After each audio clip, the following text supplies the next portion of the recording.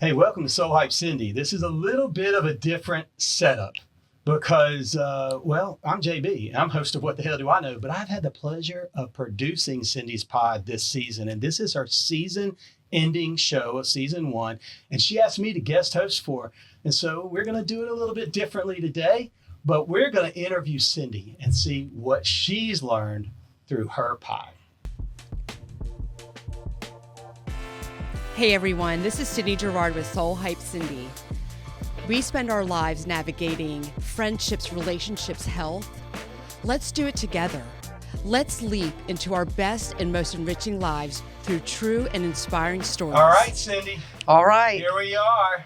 I feel kind of different on the other side of Right. You're in the guest chair. I'm in the guest chair. How do you like it? I like being a guest. Yeah, do you? I do like being a guest. I think I try to be a good guest. Yeah, Yes. you were on my show and it did so well. I really enjoyed it. It's so good. You came onto the Jabroni couch and we're an honorary Jabroni with us, and so that was great. But I really enjoyed seeing this season unfold for you and the different friends that you've brought on. And you've had really a lot of folks. You've had some men. Mm-hmm. I was able to be on it once. You had Todd on it as well that I thought was great. And postscript, I'm going to throw up some of those clips because, man, you had some great guests that came on. I'm super grateful. Everybody that I invited on said yes. And, I knew that they had wisdom that not only I could learn from, but others. And so that was really cool. It was kind of like you're doing, like, when things kind of fall into place, like, you're doing the right thing. Oh, yeah. No, they did. And gosh, Rebecca came on, and that was, I think, your first episode. It was my very first episode. Powerful, her story of kind of kicking cancer. And that was amazing. But it was just, what I loved wasn't so much this idea that she just kicked it. You went deep into it. And so what I want to ask you is, like, what drives you when you're figuring your guests out and you're going, how do I go so deep? How do I ask that extra question? I love people. It's something naturally that I love people. And so I want to be inspired by people. So really when I interview them, I really try to think about like what that they have gone through. And I really am in the podcast while I'm interviewing them. I'm so focused on retrieving like the wisdom that I feel other people can learn from. So when I am asking questions, I really am just like trying to literally pull wisdom out of the person to share it, obviously with myself and with the audience. But I actually have to go back and listen to them myself because I'm so focused during the podcast to do that. Yeah. But it really just something that comes naturally. It's just like what have you learned? Because I'm a seeker. Have you always been inquisitive in that way? Yeah. I mean, I really do just love people. Mm-hmm. If I meet somebody and they tell me how they met their spouse, because I'm a hopeless romantic, I can remember anybody that I've ever met. Okay. I can remember how they met if they tell me the story. It's just something that I absorb it. Right. Yeah. So I don't really know how. That's just me. I don't know. Was there a guest or a conversation that kind of really shifted and moved you deeply that sticks out for you in this first season? There were several. I think the one that really opened my eyes broadly was when I had Debbie Crowell on and Parenting on Purpose, because I'm a parent where my children are still in the home and they're 13 and 11 now. And I really try to be a good mother, a good example, and be a person of my word. And so when, and just things that my parents taught me, I feel like they did a good job raising me. And so but some of the things that very specifically, she said, you can't parent face to face. Like, you shouldn't parent your children face to face. You should parent alongside them. And I was like, oh crap, because I've always been like, I'm the mother. This is how it's done. This is the correct way. So. Well, never said because I said so. Because like my dad would always be like, he would always be like, I have your best interest in mind. Yeah. And so I knew that. So when my children question me, I do give them the reason behind the why.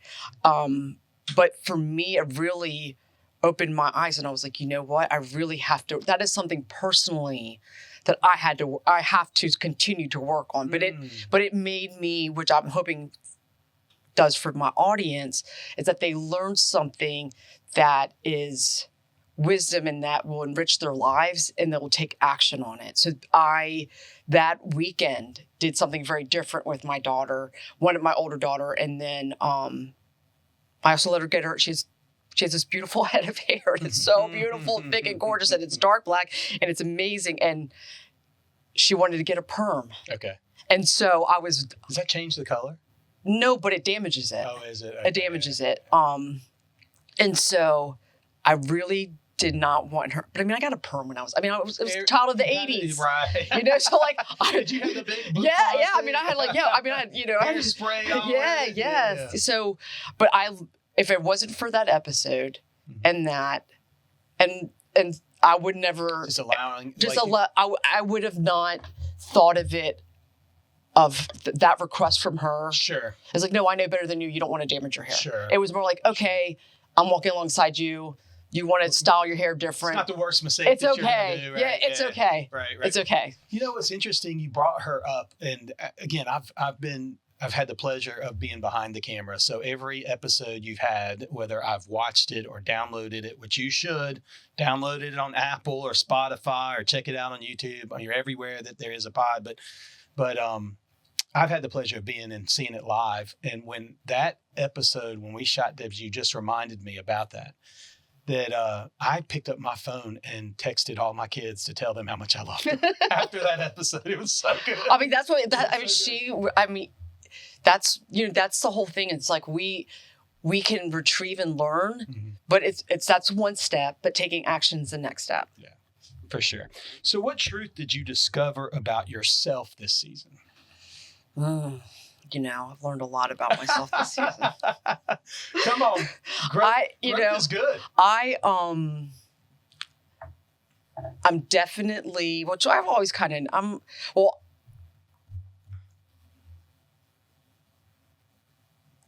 there's a lot of things I would say that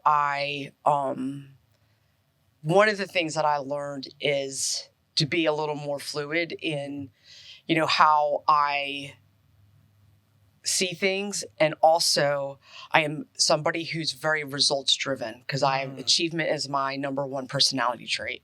It's like achievement, communication, belief. And so high up. So for me, I would get very upset about like nobody listened to my podcast. Land enough? Did enough people get it? And I would just I'd call my husband and I would literally be like bawling, crying because I'm like, nobody's listening and I'm working so hard. And he's just like, Cindy, you got to because I'm so results driven. And for me, it's not about the result. It's about being obedient to what God has called me to do. Yeah. And then I have to let go of the result because it's like a different space to be. I'm going to give that control away. I mean, it's totally different. Yeah. But I mean, I'm somebody who spent 23 years in banking. Yeah. And been very successful in banking. Oh my gosh! And when you're dealing with numbers, those are things that can be achievable, right? Yes. You have a guaranteed metric. Yes. Right. And so that's another thing I've learned is I have measured the metric of my self-worth. That's good. By the numbers. That's it's solid. It's like, well, my worth is this. If I could do this, right. If I'm number one, then I'm the. And you're finding now it's not really that. It's still about relationships. In the podcast world, it really is collaboration and relationships. Yes. That's what I've learned in my journey as well. And I know where you were at when I did a church in Little Five Points. I remember we used to have 10 people in our first few services that we had. And I had an artist in the back behind the stage. And I would look at him and I go, man, there's only 10 people out there and 4 of them are my family. Yes. And he would go, I know, isn't it great? 10 people are there. And he would go through the other people that were there, and 2 or 3 of them he knew that never walked into church and how well it was. And that he got to play music for Jesus and worship with them. Yes. And they never had worshiped before. And so sometimes I think that's like how we have to reorientate Well, yes, right? We do. We have to recalibrate I think right now in the United States and it could be for other countries. I'm trying to get into Europe. I love you, England. But I love you, England. Cotswold, you're one of my favorite places. But I really think that we're seeing a recalibration of the American dream happening. You know, it's not about stuff. It's like you could have the house and the nice cars and You all think that. that's changing a little bit? I think it's changing. So? I think that people are realizing what's important. I hope. I feel like there's a shift because, you know, people that are older are sharing like what's, you know, at the end of the day, what's important. I mean, I have a gentleman that lived down the street from me, wildly successful. He's now moved. Him and his wife and him were one of our dearest friends when they lived in our neighborhood down the street, and he was a sales executive at Microsoft when it first started, and charming, handsome, the best personality. Yeah. And I remember him telling me, he's like, Cindy, he said, guess what I did today? And I said, what'd you do? He said, I threw away all my trophies out of the stores because they were building one house and moving to another house. Okay. And I literally said, and I was like, man, I thought about that. And the other day, I'm looking at my office and all my trophies are in a box. And I'm like, what am I going to do with those? Yeah. Like, I don't even work for that company anymore. I'm going to put them, like, I'm going to put them up in my office. Like, so I can look at them myself. And it's just, I don't know. I think that, if I get a Grammy ever, which I'm not working towards it, I'm keeping it. But yeah, Grammys are different. They're like number one production for 2012. Right. I mean, yeah, no, a Grammy's like really it's art. Yeah, it's art. There's a different. I mean, art is for me. If I got an art award, I would definitely. I would probably keep that. I hear what you're saying. I think that's very interesting, and that's a great observation. I hope that's true. I do agree with you that it seems to me, when you're getting older, I think you recognize that things don't matter, right? And I think we've talked about this before. And I think you asked me on that pilot episode we did how I would measure success. And that was something I thought, like back in the day, we both said, right? It was achievement, it was money, it was things. Yes. And now it's so much more time. Yes, time is our greatest commodity. Right. It's our greatest commodity. And that's why...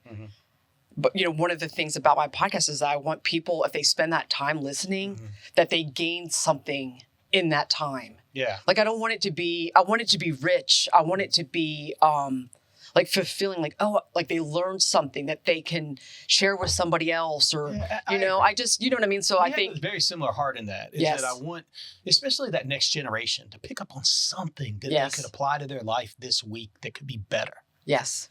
So I definitely sharing that with you. You in fact, you mentioned though that you had some of these moments of this doubt that kind of creeps in my work because everybody thinks it's you show up, you turn on some cameras and it all comes so together. Much work. So much I'm more. On the back end of it and the front end, but I know on both ends they're both work. Yes. I mean, because you're having to plan. You have to get questions. You have to pray about it. I mean, then booking people isn't always easy. So scheduling's tough. I mean, there's so many conflicts in that. Posting, keeping a presence online that makes sense and isn't like, that's always a space I feel like I want to have a humble presence, but how do I keep like flashing things and putting it out there? What does that look like? So I don't know. Do you struggle with any of that stuff? With like the posting and just like keeping up with all of it. Yeah, I think the social media. I have a friend who's a social media influencer. She was one of my guests, and Jessica. She really helped me because I was like, oh my God, I only have 100 followers. She's like, that's okay, you have 100. And I was like, oh, she's like, everybody starts. I was somebody that didn't post very often. Post about once a month. Right. And everybody kept telling me like you have to post several times a day, and I'm like, whoa. It's nuts. And I'll be honest with you, I have a appreciation now more for the people that do social media influencing. It's a real work. It's a real job. Oh, it's a lot of work. But one time I was sitting there and she was helping me with something because there's just a lot of stuff I don't know. And she took the time to like record. I'll say this. So people have been so helpful to me. She showed me some things and I was like, oh, that's so much work. She goes, yeah, but it's fun. And I was like, oh yeah, like work can be fun. Like I forget because my career that I've had is very hard work and it's not really fun. It's rewarding, but it's extremely stressful. It's grinding. Yeah. And trench work. But I was like, oh, it could be fun. And then I realized that I needed to look at it from a different lens. Yeah. Well, how did you push through that spot though? Like, what are the things that get you through? And I think, by the way, I think this can be a great lesson for anybody watching, whether you were doing a podcast or social media or you're, a house cleaner. When you hit that rough spot where you hit all that doubt, where do you find it in you to push through? So achievement's my personality. So it's always that I'm always pushing through. So for me, it's not about me. So I have to, if I'm doing it for the person, or I'm serving somebody. So it's not, if it was for me, then I could give up, because I'm like, I'll be fine. Cindy will be fine. But it's not about that. It's about going the extra mile for others, because the extra mile is never crowded. And so you just really, you just have to take it off yourself, and you're doing it for somebody else. You just said the extra mile is never crowded. Nope.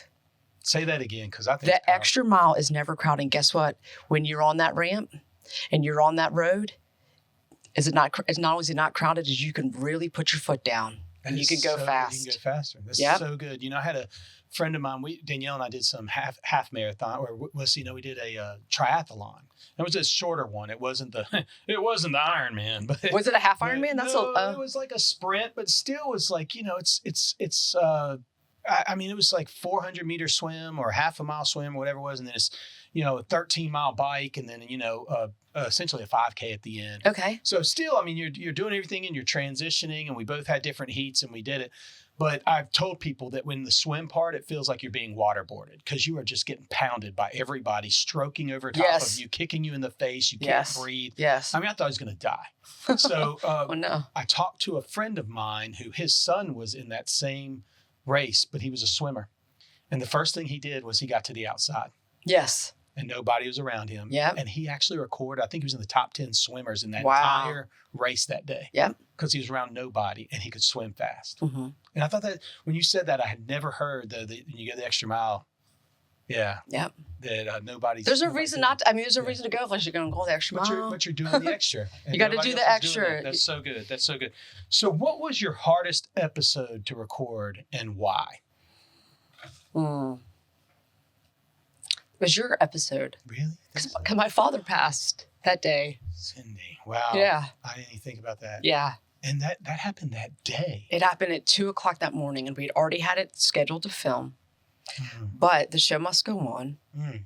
And do you think your dad would have wanted you to do it? Absolutely. Mm-hmm. If I committed to something, absolutely he'd want me to do it. I feel like I remember that moment, and I remember wanting to say something to you, and you did. You may have needed to be closed off, because I remember somebody told me that your father had just passed, and so it was a mutual friend of ours that reached out to me, say, "Hey, I wanted you to know this had just happened." Yes.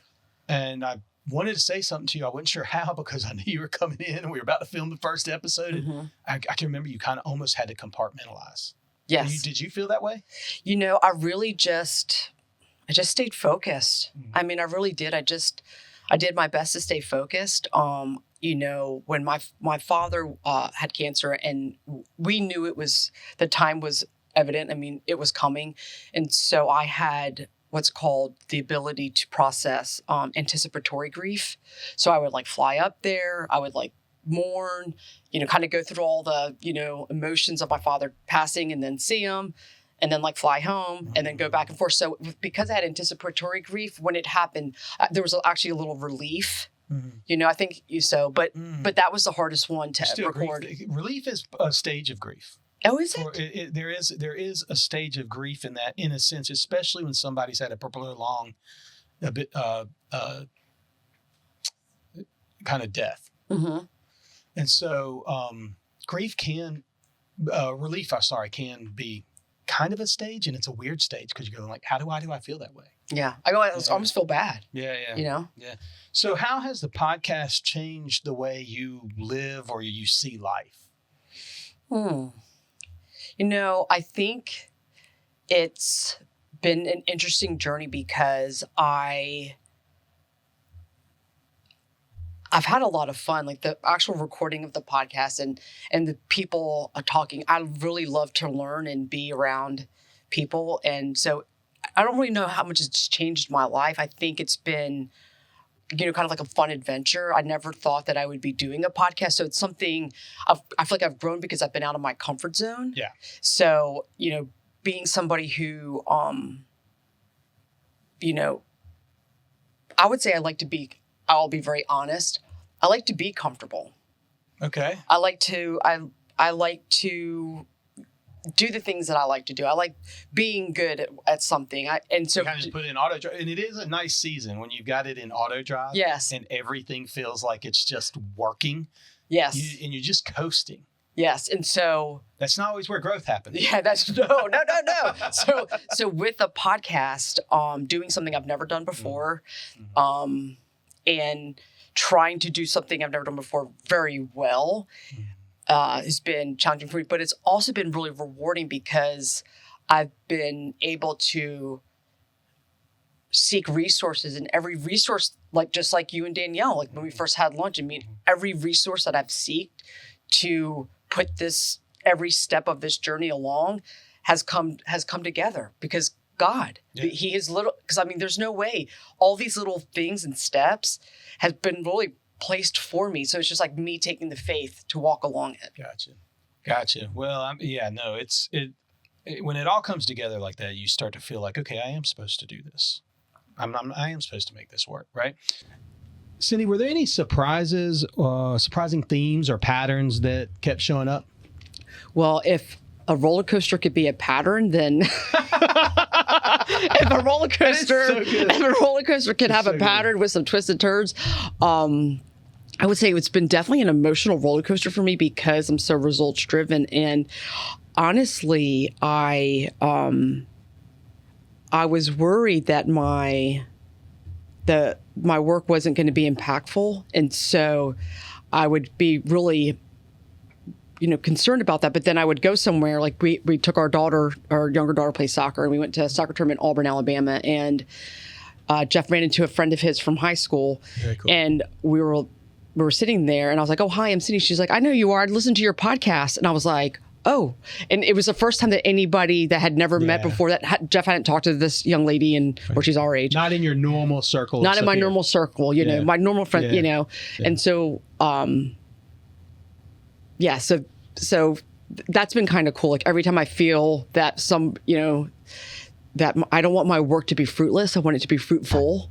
And so I would say the pattern is I've been on a roller coaster. I feel like I'm getting a little more steady on it's a lot. It is a lot because you are putting yourself out there and you're creating something that you want to be impactful, but you are creating. And so there's an art behind the creation. And so as any artist, you want that to kind of be well read, well received, well positioned and all those things. And so when somebody gives you a compliment, I mean, as an artist, it's humbling, but it means so much. And so, listen, I want to tell you guys out there, if you're listening, you ladies, and hopefully I say there's probably some guys out there too. If you're listening and you're Cindy's friend, I'm telling you, as a fellow podcaster, it means a lot. Like DM her and give her some encouragement. I know you don't think you need to. DM her and tell her that you appreciate what she's doing and how maybe it's something that you've heard or seen that you maybe affected your life. The only people that have given me compliments are all my friends, which is so awesome. No, it's super awesome, but it's like, so I didn't know, I really didn't think about it being outside of my circle. That's really cool when somebody does that. So yes, please feel free to DM me because I love feedback. And I have somebody in Iowa. I figured out the other day that there's somebody in Iowa listening. So I'd love to hear from them, like how they found my podcast. Well, and how does that work? I'm like, how did they find it? Iowa. I don't know anybody in Iowa. Yeah, that's so great. Somebody does. Somebody. They're somehow somebody, right? They're there. Is there one quote or moment that kind of still sticks out and echoes in your mind? I really enjoyed Todd's podcast. I think very highly of Todd Craig. He's tons of wisdom for someone of his age. And he said that as a couple and as a family, you should try to do what's called an ideal week and like putting it on paper. And that has really stuck with me. Honestly, I have not done it. I've been kind of drowning in the transition of leaving banking. And so making sure that all my clients and my business partners are aware of my transition out of the banking world. And so that's something that really, I was like, that makes a lot of sense. And that is something I want to implement for my family. And that it would be, and he says, he's like, you just put it down. He's like, you don't even have to do everything on there. It's just your intention and like getting the whole family involved in it. And I think it's so important, especially as my older daughter starts getting more teenage-esque. Mm-hmm. You know, everybody's like, oh, you know, that, you know, a sleepover party and this and that. I think there's something about families doing stuff together that is traditional, and that, you know, they can expect it. And so I think, and then everybody kind of gets a say of what they do and what's important to them, because you may not know what, you know, is really important to them, especially like an 11-year-old, if she doesn't, you know, tell you every 5 minutes what she wants like the other one. So I thought that was really cool. That's something that really has, so that is one thing that really has stuck with me. That's strong. You know, as an older father, and honestly, I don't think I'm telling you anything that you probably don't know at this point, because you are a very seasoned parent. But I've got children slightly older in a different stage than where your kids are. And this part of time, every season of my kids' lives I've enjoyed. But I'm realizing I've lost certain seasons with my children because they're now stretching their wings. Yes. So my seasons with them, I guess, are shorter. They're weeks. Yes. They're long weekends. And this influence I have over them are FaceTime calls. Like I've stopped actually calling my kids on the phone. I FaceTime them because I want to see their pretty faces. I want to see what they look like, and that they're healthy and they're good. And so I guess what I would say is just, and I think you get this already, is just enjoy every moment, because it goes so fast. That's what I guess you know that it goes fast. I mean, if you look back, you know, right? Yes. But this season of high school and middle school that you've got left, it's, you know. They say when they get to high school, they put the gas on the pedal. Is that true? It is. They say the high school's like, boom, it's over. I didn't think that. Everybody told me the same thing. And I said, no, that's not it. But it is. My youngest daughter is now a senior. My youngest daughter is now a senior in high school. So, I mean, I'm 1 year, and that year is going to go by like it's nobody's business.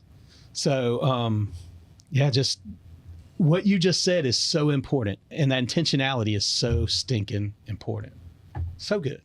And that was a great lesson from him. Any listener stories or messages that maybe moved you deeply? Anything that you heard? I mean, you did share that how this lady had come up on the soccer field and shared with you, but were there any listener stories that kind of, you know, or messages that maybe reached out to you? You know, I haven't gotten any messages from people that I didn't know. There was a person that reached out to Rebecca who really enjoyed her cancer story and journey, and told her, like, you have got to get like this into people's hands that actually are going through cancer, because you explain it so well that it was actually her oncologist told her. He's like, you have to get this into people's hands, because the way you explain it, no doctor could ever explain it to somebody this way, and actually offered to have her put it in the cancer center. You know what, Cindy, in fact, your listeners listen out there today is that was really, I think we shot that pilot episode with me, and we weren't even sure that was even going to make air. And I guess we both went back, and you went back and looked at it and kind of decided that we would release it around episode 9 of this season. But so I guess Rebecca was really episode 1. She was episode 1. And that episode was so stinking strong. And that episode was so Do you not good. remember this? As soon as we got done, she was like, oh, that was horrible. Oh, no. Just like Debbie's. I was like, what do you mean? I was like, this is awesome. That's what everybody does. I think they just Really? don't. I think I get a lot of that too. I get a lot of people. Why are people scared? They have one the friend. Devil's a liar. I mean, you know, yeah, because that's the devil's a liar. You don't need to get your story out. You don't need to tell it. You're not strong. You came across as pretentious and no. Oh, so that's why I was wondering. That's why. I was like, wow. Yeah, I'm like, what are you talking about? The devil's a liar. Yes, he is. Because it was so good. I thought it was great. So good, and she did such a great job. She's so well spoken. She is. She's really very well spoken, and But it was so deep that you took, you led her through her journey and gave her space to share some stories that I thought were so deep, because to me, she went into not just how cancer affected her, but how it affected her husband, how it affected her friends, how her friends came alongside her, things that we can do for cancer patients, things that we shouldn't do or say when, because sometimes we say the wrong things, right? Oh, yeah. And I mean, and I was one of those people that was like, you need to go to MD Anderson, blah, blah, blah, blah. Like I was that because I'm a problem solver. Right. And so I'm like, okay, my friend has a problem. How can I help them solve their problem? Yeah. But sometimes just supporting them, in the way that you feel you can best support them, like taking her, like she said, I just took her kids. I'm like, give me them kids. Yeah. We take them to the beach club, let them have a blast. And then, because it's funny because the first time I took her kids, because I didn't ask, that was the whole thing. Can't ask. You just got, and I text her, I'm like, hey, I'm going to take the kids. Right. And she's like, oh, great. Murray can sleep. No, Murray can work. I said, oh, great. You know what Murray did the day I took the kids? He slept. He slept. He needed it. He slept. He needed it. Yes. He's where I mean, and you don't see those things sometimes because you're the outside looking in. And so, and what I loved, again, there are many of your episodes and most of your episodes, if not all your episodes, do this. But that particular one gave such deep insight into the core part of a family dealing with that. So again, I just encourage your guests, if you're listening, if this is the first time you stepped into Soul Hype Cindy, I'm telling you, go back to number 1 because it was so good. And then jump around. Jump around. See what you got. Jump around. There's jump around. Like House of Pain. That was great. Yeah, we both from the 90s. That was great.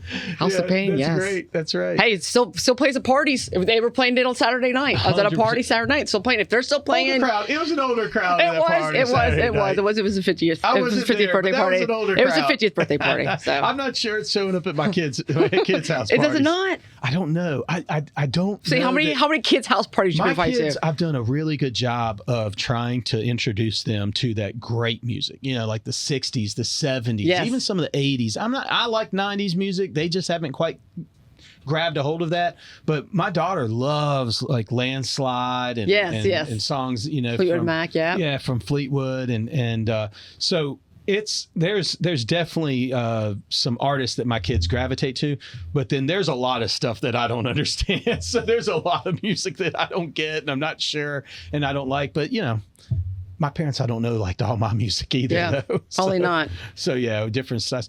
How has the pod, I mean, we've talked a little bit about your family, and things that you found that you kind of dived into your kids and lessons like from Todd that he did that. Are there any of those other things that while you're going through this that you realized how maybe you could relate to younger people better? Not just your kids, but just in general younger. Not that you don't, not that you haven't, but did you learn anything like that? I do have some friends that are in their 30s, like in their mid 30s. And, I have some friends whose children are in their late 20s. And I feel that I've kind of been where they are. And that's actually if I were like to pick like a target person, my target person would be somebody between 20 and 40. Like if I could, because I just feel like I'm a little bit old enough to, want them to learn from things that I'm learning or have learned. Sure. Things I've done wrong. Yeah. Things that I've done right. But also, I can still go there because it wasn't that long ago. You know what I mean? I feel sometimes you can kind of go back a little bit when I can go back to 35-year-olds pretty fast. Right. You're not that far removed. I'm not far that removed from. Well, so yes. And the thing about your podcast and podcasts like it, and there's not really anything like Soul Hype Cindy, of course, but that podcast where you're leaning into it and you love that 18 to even 40, but I mean even like 18 to I love that early age like 20 to 25, where you're really starting to make decisions that are gonna put you in different trajectories. Like I always talk to my kids, sometimes they're making a decision that I don't think's put them in, a van down by the river, but it's definitely going to shift a direction. It's a pivot in life. They're headed this way and they're going to go this way. Maybe the right path, but let's talk about it. Yes. But so I try to have conversations with them. They're making those decisions. Yes. One thing I heard the other day was, a smart man learns from his mistakes. A wise man learns from others. Like others' mistakes. Yes. And so that's really what you're you're out here being able to pour out and be vulnerable. And Yes. I mean, say these that's are the whole the thing. Is things, like, right? and that's the whole thing about Soul Hype, Cindy. It's about, I don't have it all figured out, Right. but I'm seeking and I'm learning, and I want to share that journey with other people. Like we only have one life. And that's one thing that I think you were saying, like, was there one quote? What Todd said, I thought was super impactful for me was, we have one life and we are ridiculously in charge of that life. Yeah. And I was like, you know what? Like, dang, like, we need to hear that. And, you know, I will say, I love the different chapters of life.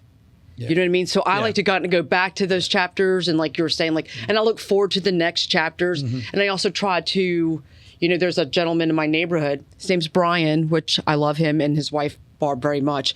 But one day I was walking the dog, and he was washing his car, and we're friends. And I gave him some crap and was like, "You missed a spot," which he did, but I was still just giving I was still giving him crap. And he was like, "So what are you doing this week?" And I was explaining to him the logistics of the soccer tournament, and then Lillian's, at the time she was junior Miss Walton County, like then she had like cheer thing, and then she had like and it was like all these different things, and I was kind of going through it. And I told him, I was like, "Man, Brian, I'm exhausted." And he goes, "Cindy, I would do anything to go back there." And I was like, "Oh, I'm so tired." I literally told him, I was like, "I can't, like, I don't even know how Jeff and I are doing it, and somehow like staying married. Like we're like two, you know, You're in it. yeah, we're You're in it. two two different, you know, trains like that pass in the night sometimes." And he was, "God, what I would do to go back." And like, he said that to me, and I was like, you know what? He's right. Like, I have to like soak it up. Yeah. Because if I'm like too tired or not present in this time, it's going to be gone. See, I think that's also a lesson you've learned too. Like, Yes. from the outside looking in, I Okay. think if you can learn, and it seems like you're gaining this perspective. You know? I'm definitely gaining. Anytime you can take a helicopter ride above your life Yes. and look down and gain some perspective, you can then slow down. You know? Yes. Smell the roses. Yes. Right? Yes. So I think that's, you know, if I may be Sacred so bold. pace, a sacred pace. If I may be so bold, I think that may be something that you've probably learned along this way. I would agree with that. Maybe I'm picking it up too. Maybe. Slow it down. I don't know. Slow it Sacred down. pace. There is something about it. There is something about it. Quiet, stillness. Yes. Seems biblical to a degree, right? This morning it was yesterday, I went outside, and it's still cool. Like, if you get up early enough, it's still cool. And I was sitting on the porch, and I was just looking at the trees, and I heard the birds singing, and I I want was. to know what time this is. It was early. It's early. But it just changed. Just so you know, Yeah, yeah. I have it 'Cause marked. it's hot out June now. 5th, June 5th. Like, it was like, I mean, it was so wonderful in the mornings, but June 5th is not one. You felt it. I felt it, but I just, I did within like a day. But I just, it's just like, oh man, like God is so good, you know, just like in like this 10 minutes, let me just recognize like nature, the birds singing, you know, let me just enjoy like his masterpiece that has nothing, that is just, it's already there. I'll literally just walk out. Piece of advice, by the way. I mean, just enjoy his masterpiece and our children's lives and our lives and our marriages and all that. That's part of his masterpiece too. 100%. 100%. It's interesting. I love that quote that you said. Todd said, "You're in control of your life. You need to be ridiculously in control." You're ridiculously in charge of your life. You get one life and you're ridiculously in charge of it. Yeah, because you know, he's clear that he gives us free will. So Yes. you really are in charge of what you want to do and how you want to interact with others. Yep. And so hopefully that interaction, you know, I was telling somebody the other day, we were saying, what do you look forward to in heaven? And I was telling them, I said, I think that I'm looking forward to us all interacting in this grace forward manner. Where I don't know that we all do that because we get so busy and everything happens. And so sometimes we interact like sandpaper, you know, it's not like how the Holy Spirit would want us to move together in this perfect symbiotic relationships with all of our relationships. And so I kind of long for those days where I'm not offending anyone. No one's offending me. We're just cheerio. Yes. To your London. I'm just trying to get you some more London. I know, people. man. I need some. I love Europe. I'm like, my friend's like, it's really hard to break into Europe. I'm like, well, as much, I mean, I don't know. it gets there. The hard part is, and English is spoken everywhere, but sometimes, online, social media, if you put words to it, an American accent to it, it almost right then stops sending your reels out to other countries. Really? 100%. It's crazy things about those algorithms. I was crazy wondering. things. That's why when you do a silent reel that has maybe even that's English words, yes, it'll reach a broader audience. It's really weird. There's all these like little tricks and traits of the nuances and the algorithms that I don't know, but I watch a lot of different people and read a lot of books these days trying to figure out how to crack the code to have better. I'm reach. I'm a lot. Yeah, reach. I'm a lot like you. I gotta. It's crazy. But man, I want to tell you, it's been such a pleasure shooting your pod and seeing these different guests come through, and then seeing your growth as an interviewer, and how you've tried to figure out different things. I know that there's probably a lot more that can come in taking those different perspectives and saying, what can we do? What are the things that you're looking forward to, next season? So I look forward to maybe having, because I was planning at first to do bi-weekly. Mm-hmm. And then I felt very, strongly that it was supposed to be weekly. So I kind of got where I was, I'm somebody who likes to be really prepared, but I feel like I kind of learned by being thrown in the pool. It's like thrown in the deep end and started swimming, that's okay because I actually learned that way, so I'm okay with that. I can learn by fire. I look forward to being a little more organized. Sure.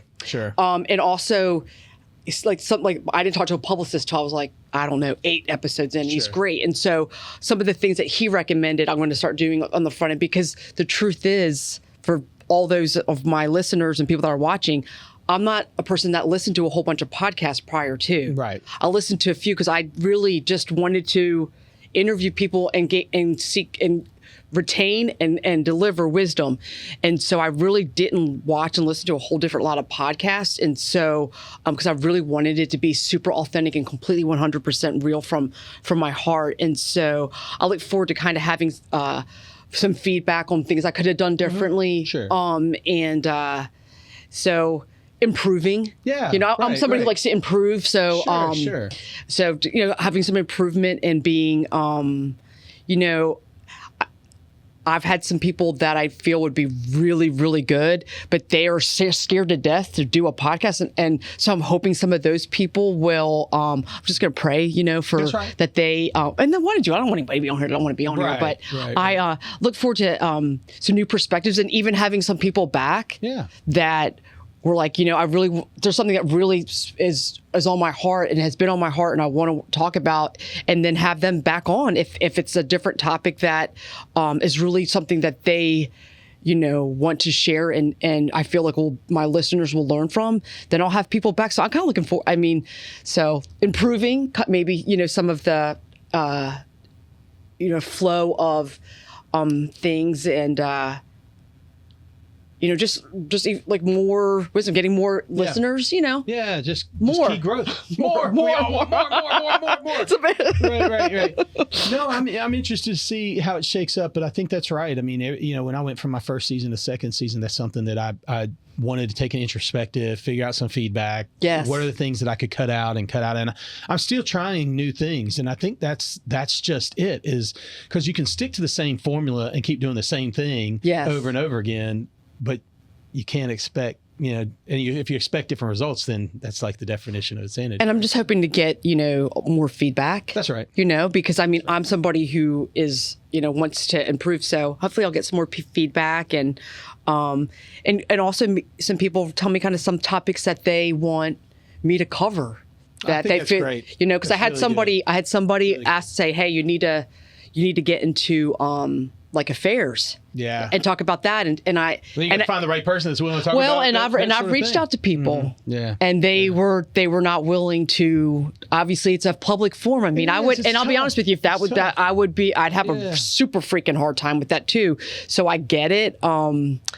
But that's really the only thing that somebody's been like, I really would like for you to cover this. I just have been unsuccessful I think you just getting pray somebody about it. to obtaining. Pray about it, and hopefully that person will come along. I'm sure it will. And I know you're going to be planning out incredible More time to plan. sessions. Yeah, more time Yes, to plan. more time to plan. When can your listeners expect to hear from you? When can again? Because now first off, we flash the Instagram up. If you're watching this show and you've watched it enough, you've got Cindy's, all her social media, but at Soul Hype Cindy. So if you're listening audio, at Soul Hype Cindy. So check it out. SOULHYPECINDY. There you go. Because some people spell it different. That's a good call. The I may be at the end, Yep. right? Yep. Or a Y where the I. Yeah. Wherever. Hey, I've seen it several ways. You've seen it several ways. Now all of a sudden they're spelling Jason with a Y. Like, who does that?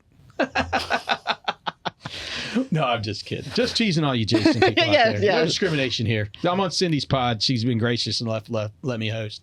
But so I'm excited about it. But coming up, when can they expect? I know they're going to find you on Instagram. Yes. You're still going to be active. Yes. Probably doing some things to freshen up your YouTube page. All that good stuff. But what is it? When can they see you back? Like for episode 1 or episode of season 2? I would like episode 13 of season 2. My goal is to release season 2 in September. Okay. So Yeah. then think about after Labor Day. So set your calendars. School's back. Yeah. People have more time to have consistent Great. listening schedule. Great. Yeah. Perfect. Well, that's great. Well, Cindy, I just want to give you a chance here because I would throw it. Normally, I would say the ending, but it's your show. So I want to give you the chance to kind of wrap it up to your listeners.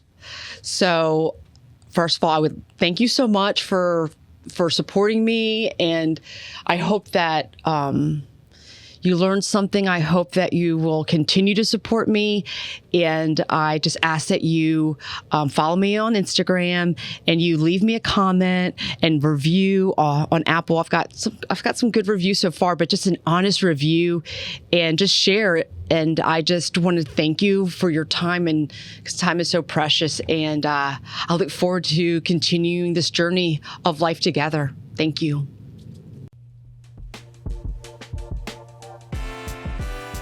Thank you so much for spending your time with me today. Please like, subscribe, and follow Soul Hype Cindy.